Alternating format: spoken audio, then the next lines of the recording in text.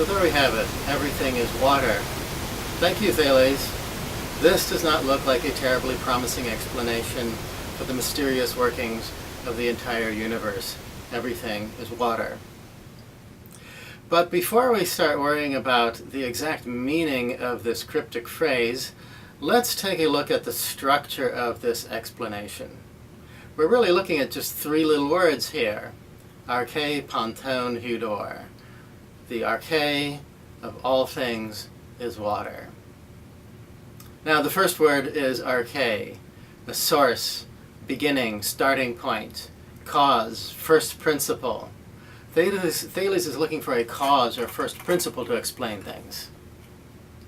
Well, we could say that if Zeus grabs one of his thunderbolts, hurls it at me, and smites me because he doesn't like the looks of my face, then Zeus indeed is an arche. He's a cause of my demise.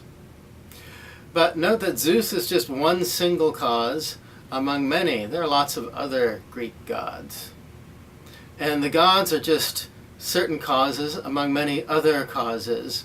We human beings, each of us is an intelligent agent that is a source of action, a cause of things happening in the world too. Thales, however, is looking for one single cause, not for many causes, but a single one indeed that will unite all things.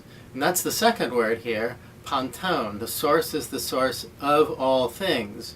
So he's looking for some kind of an explanation that is going to connect everything that there is in nature and the universe. This is also unlike Zeus smiting me with a thunderbolt, because if Zeus smites me with a thunderbolt, okay, that may not be the reason that you get struck with a thunderbolt, or some other mishap happens to you, or you avoid something. There might be other reasons for that. Zeus smiting me with a thunderbolt doesn't give us any further explanation that connects my unfortunate demise with any other occurrence in nature. So Thales is looking for an explanation that ties together and allows us to unite and relate everything that we encounter in the universe. Now, what sort of a source is this cause or starting point?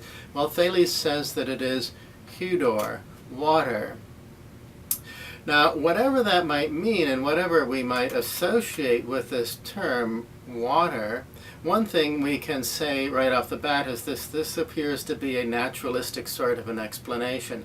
Again, it is not like appealing to the actions of a fickle being like Zeus. Zeus has reasons, or he may act out of whim with no reasons.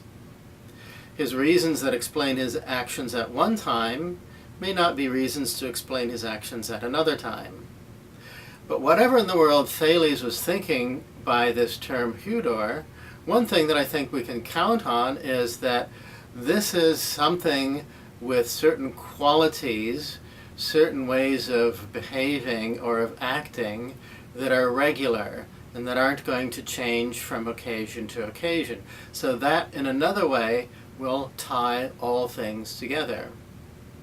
So we see that Thales' type of explanation, whether we ever actually understand much about what he was trying to say or not, we can still see that his type of explanation is something substantially different than the sort of explanations of our place in the universe that we encounter in earlier Greek thinkers and writers. And so, after all, maybe we can accept authority and tradition and go along with Aristotle and give Thales his rank as the first Greek philosopher, at least as far as we know.